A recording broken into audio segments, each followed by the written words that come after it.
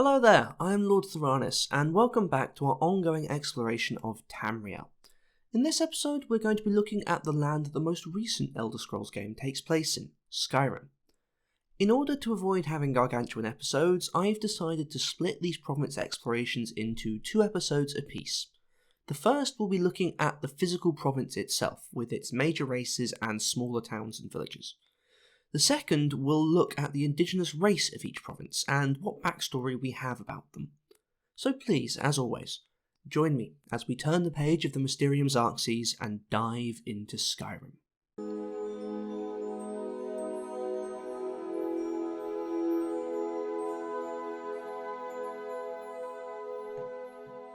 Skyrim is a land that's naturally divided into convenient chunks for us to explore, in the form of its hold system. There are 9 holds in all, each ruled by a Jarl, which all make up Skyrim as a whole. They each have their own particular bit of Skyrim's varied landscapes and the vast quantities of caves, crags, groves and ruins both Nordic and Dwemer that dot the province. Skyrim's holds can roughly be divided into major and minor. It's not an in-lore definition, but more one in-game that divides which holds have separate city cells. As the major holds tend to have a bit more to them as a result, I'll run through the minor holds first, and we begin with Falkreath, the hold in which any regular game of Skyrim will begin. Falkreath is a verdant forested hold, and it's been the site of many battles throughout Skyrim's history, a fact that has defined the hold's eponymous capital. Falkreath as a town is dominated by its graveyard, and its citizens have adopted a somewhat macabre sense of humour. Most of the businesses in Falkreath are named some form of joke about death or another. Falkreath only has a couple of other settlements of note, and they are Helgen, which is destroyed in the opening of the game, and Half Moon Mill, the local lumber mill which is operated by the oddly pale couple Hurt and Hearn. Just above the rough middle of Skyrim, we now have Hyaluronch and its capital Morrowind. Hyaluronch is noted as being one of the poorer of Skyrim's holds, and that's unsurprising when you look at the marshy, beast-infested swamplands it sits on. Not exactly conducive to crops. Morrowind, as a result, is a small town. It's kept mostly afloat by the sole lumber mill. And the only other settlement worth noting in Hyaluronch is Stonehills, a mining village that's really the only other thing keeping the hold in any form of financial security. Now we move in a steady eastern swoop and we come to the Pale, with Dawnstar its capital. For the most part, the Pale is just snow and mountainous terrain. Not much of it is actually inhabitable, although ironically it has the most settlements of note out of the minor holds. Dawnstar itself sits on the northern coast, where the environment is slightly more acceptable. It's dominated by its port, the main source of livelihood for the town, along with 2 mines, Ironbreaker and Quicksilver. Other villages in the Pale include Unger's Mill, which is practically on the border of the hold, the Nightgate Inn, which is a common rest stop for couriers travelling between Dawnstar and the nearby Windhelm, and the Hall of the Vigilant, which is the Skyrim base of the Daedra hunting Vigil of Stendarr. Finally, at least for the minor holds, we move to the northeast coast of Skyrim, where we come across Winterhold.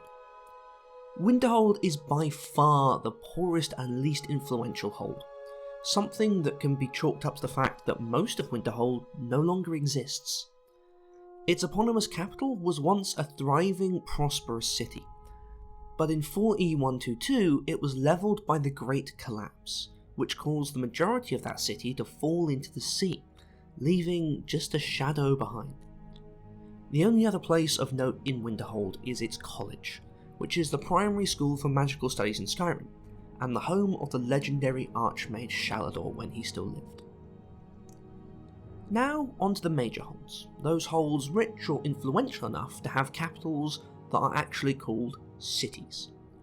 First among these is Whiterun, and it's again the first major hold that the player is likely to find themselves in. Whiterun is the breadbasket of Skyrim. Its wide open plains and plentiful meandering streams lend themselves heavily towards farmland, which makes up at least part of the majority of its settlements.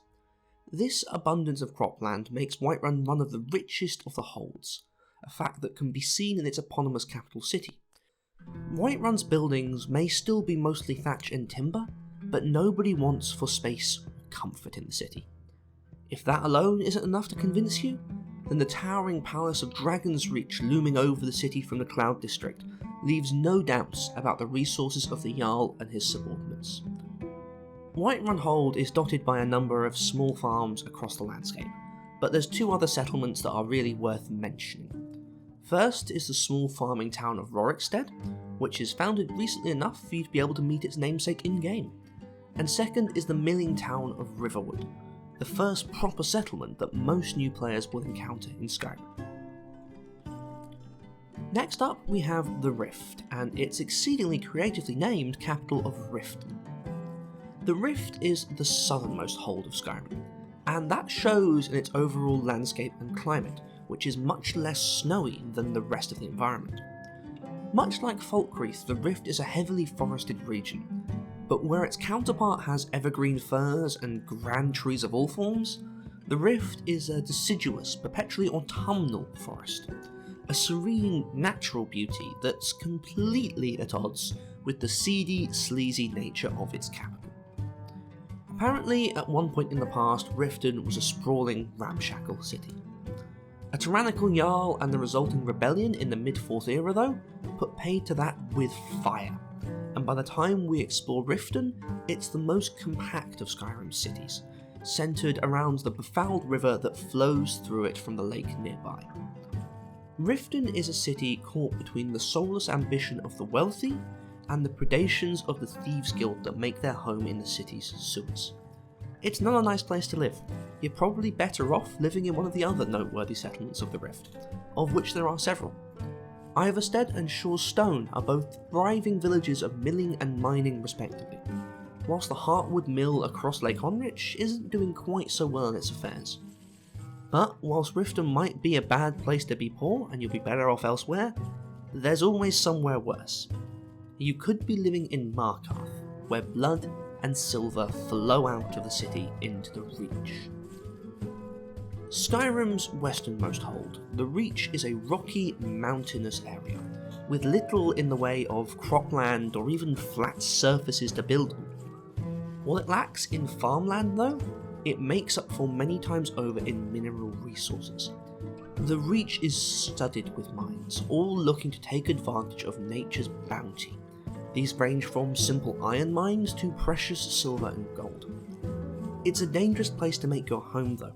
The Reach is the native territory of the Forsworn, wild Breton tribesmen who consider the local Nords as invaders of their rightful homeland. This means that death is potentially around any corner in the Reach, and it doesn't really get any better in Markarth, an ancient Dwemer structure that's been repurposed as the capital of these peaks and valleys. Riften might have a class divide, but Markarth pretty much has a slave caste. The poor and destitute of Markarth are put to work in industry, which is focused almost entirely around the silver that pours out of the mine, hewn from the earth by what count for prisoners in this city. If you commit a crime in Markarth, you don't go to jail, you go to sit in the mine. If you're sick in Markarth, if you're hurt, you still work, or else you die, locked away in the warrens where the rich and wealthy stuff the poor to keep them out of sight and mind. If you want to escape that tide of blood and silver, there are a few other settlements in the Reach you might want to reach out to, no pun intended.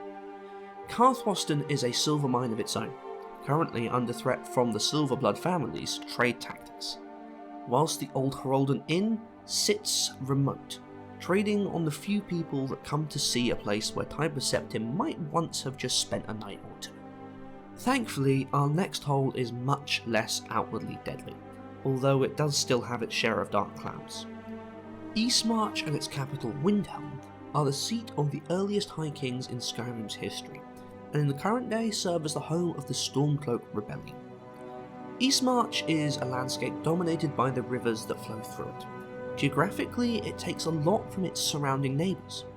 In the west, the cold and snow of Dawnstar mix with the edges of Whiterun's farmland. In the north, Winterhold's mountains grow, and in the south, warm, bubbling hot springs signify the transition into the Rift. It's not particularly unique geographically as a result, but it makes up for that with the history that Windhelm is steeped in. Windhelm is the oldest inhabited human city in Tamriel.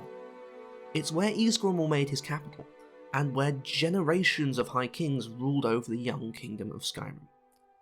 However, it's also a city with a deep history of internal strife. Windhelm is the closest city to Morrowind's western border, and a lot of Dunmer fled to it after the destruction of Red Mountain and the subsequent invasion by the Argonians.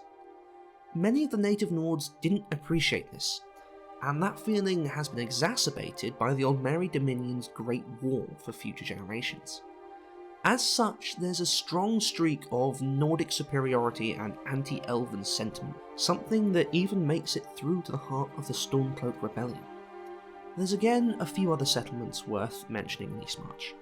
The small village of Kynesgrove sits nearly atop a dragon's burial mound, whilst Darkwater Crossing and Mixwater Mill are remote mining and milling settlements that are far away from anywhere else, barely having any contact with Skyrim as a whole. Finally, then, we come to Hafingar, the smallest northwestern hold, and capital of Skyrim as a whole. Hafingar is a half-and-half hold when it comes to geography. Its southern side is made up of tall, thin pine forests and green meadows, but its northern half is as cold, as mountainous as anywhere in Winterhold. It's also dominated by coastline. On the one side it's bordered by the Karth River, and on the other the Sea of Ghosts.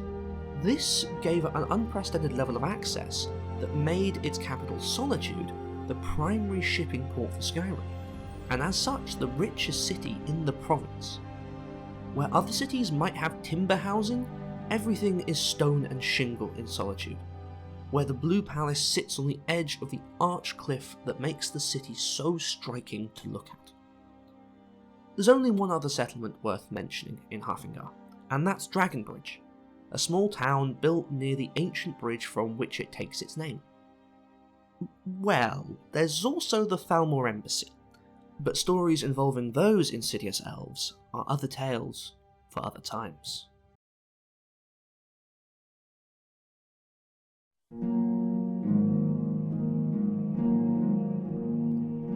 That admittedly whistle-stop tour around Skyrim should, if nothing else, illustrate just how much detail goes into making the landscapes of the provinces we've played through so far.